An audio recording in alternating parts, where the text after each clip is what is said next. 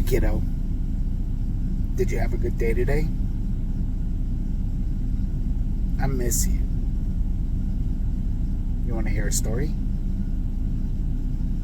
Let's read a story. Crossing the Red Sea. The Hebrews were terrified. They had traveled across the desert, but now their way was barred by the Red Sea, and Pharaoh had changed his mind and had sent an army after them. "Why did you bring us all this way just to be killed and dragged back into slavery?" they cried to Moses. But Moses had faith in God.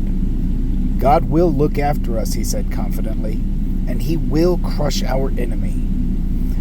God told Moses to raise his staff and stretch out his hands over the sea to divide the water. Moses stood before the sea and raised his hands. And all that night the Lord drove the sea back with a strong wind. The waters were divided, and the Israelites went through the sea on dry ground with walls of water on their right and on their left. The Egyptians were hard on the heels of the Hebrews and swiftly followed them into the sea along the path that God had made. But God struck them with confusion, so that the wheels of the chariots came off, and everywhere there was chaos. Then God closed the waters together, and the Egyptians were all swept under the sea. Of that mighty army there were no survivors, not one single horse, not one single soldier. The people of Israel, safe on the far shore of the Red Sea, were filled with gratitude and joy. And they sang and danced in their joy, for they knew that God was both mighty and merciful, and praised him greatly. Moses taught us a lot about having faith and trusting in God.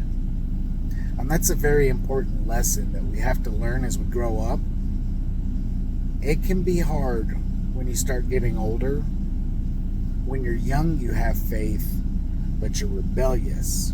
When you get older, you start to doubt, and you're still rebellious.